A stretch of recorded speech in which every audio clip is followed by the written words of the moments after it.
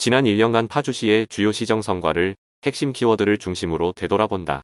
현장 소통, 적극 행정, 시민 만족도 끌어올린 공감 시정, 시민 중심, 민생 경제, 소통 행정.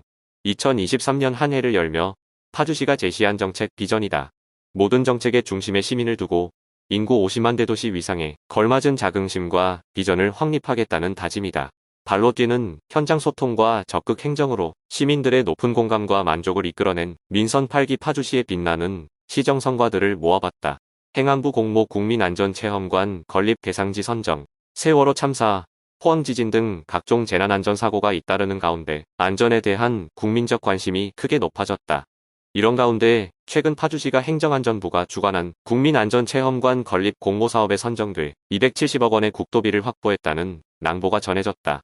파주 국민안전체험관은 체험교육을 통해 안전의식을 높이고 재난안전사고에 대한 대처 능력을 습득하기 위한 시설로 유아부터 장애인, 어르신까지 전 연령대 맞춤형 체험시설의 증강현실 소화기, 심폐소생술 시뮬레이터, 지진체험 증강현실 등 최신 기술을 접목하고 전시공연장과 같은 복합체험시설과 열린 문화공간으로 조성될 예정이다. 온정신도시 내 공원 부지에 연면적 8,000제곱미터의 규모로 조성돼 2028년 말 완공될 예정으로 경기북 뿐 아니라 수도권과 전국을 아우르는 재난안전 문화를 선도하는 체험 관광의 명소가 될 것으로 기대된다. 성매매 집결지 폐쇄. 성매매 집결지 정비 계획은 김경일 시장이 2023년 1호 공식 문서로 결재한 대표적인 시정 사업이다.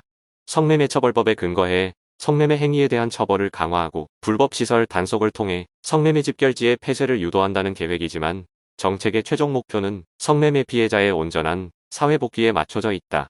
파주시는 이를 위한 대책으로 성매매 피해자 지원 등 자활지원 조례안을 마련해 생계비와 주거비, 직업훈련비, 자립지원금 등 실질적 지원 방안을 담아냈다.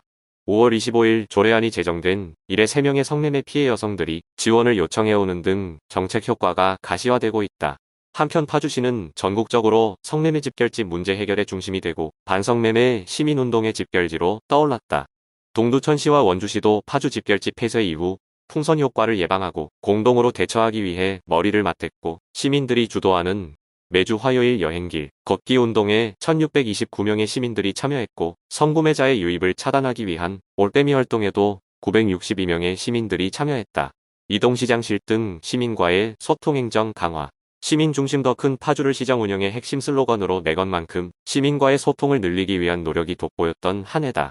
자신은 시장실에 없는 시장이 되겠다고 했던 김경일 시장은 시민들의 삶의 현장을 찾아다니며 이동시장실을 열고 각 개각층의 시민들과 직접 눈을 맞추고 소통하며 시민들과 함께 성장하는 시정의 장을 활짝 열어젖혔다. 취임 직후부터 시작된 이동시장실 행사가 꾸준히 이어져 49회에 걸쳐 1,300여 명의 시민들과 만나는 광폭 소통 행보를 보여왔다. 예술인, 청소년, 보육인 등 다양한 분야의 시민들을 테마로 한 수요형 이동시장실에서 읍면동 주민들을 대상으로 한 화목한 이동시장실까지 소통 창구도 더욱 다양해졌다.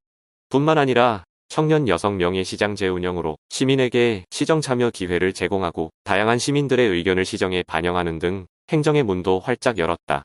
현재까지 19명의 명예시장이 시정을 직접 체험하며 시민 의견을 시정에 담아내는 역할을 수행했다. 도시형 똑버스 15대로 증차, 농촌형 운행 확정. 파주시는 최근 경기도 교통 분야 시군평가에서 최우수 기관으로 선정됐다. 광역버스 준공영제 전환 등 광역교통 서비스 개선과 함께 교통소외 지역 주민들의 이동권 보장을 위한 공공형 택시 운영 등 공공성과 시민 편의를 우선하는 교통복지 실현을 위한 노력에서 높은 점수를 받았다. 2023년에는 특히 출퇴근 교통난 해소를 위해 시행 중인 광역버스 증차 사업과 함께 수요응답형 버스인 똑버스에 대한 시민들의 호응이 두드러졌다.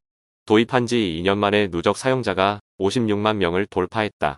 운영 효율화 등 서비스 개선을 위해 운전과 교화 신도시에서 운행하는 도시형 똑버스를 10대에서 15대로 늘리고 오전 6시부터 자정까지 운행하던 시간도 5시 30분부터 새벽 1시로 연장해 심야 대중교통수단 부족으로 인한 시민 불편을 개선하는 데 꾸준히 공을 들인 결과다.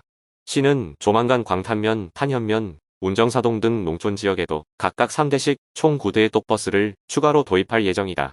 허가과 신설에 따른 각종 인허가, 처리기간 단축. 파주시의 신년 조직 개편 인사에서 유독 눈길을 끈 것은 허가과의 신설이다.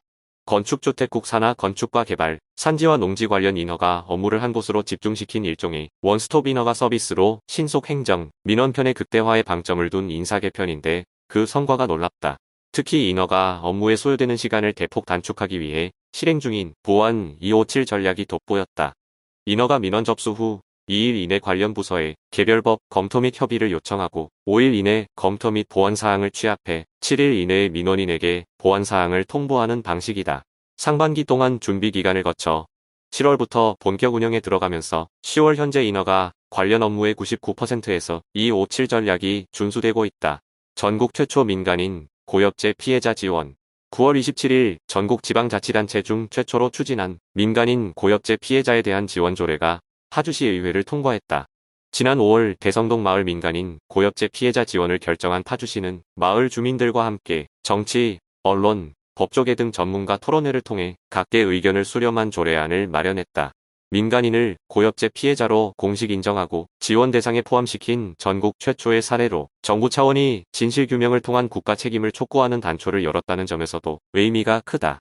민관정으로 구성된 실태조사위원회를 발족해 지난 7월부터 2개월간 실시한 대성동 마을 피해자에 대한 실태조사 결과 고엽제 살포 당시 주민 중 85%가 고엽제 후유증 질환을 앓고 있는 것으로 확인됐다. 피해자들은 지난 11월 말까지 이들에 대한 피해자 지원 신청 접수를 마친 상태로 12월 중 선정 대상자 심의위원회 심의를 거쳐 최고 30만 원부터 10만 원 상당의 위로 수당을 내년 1월부터 지급받을 예정이다.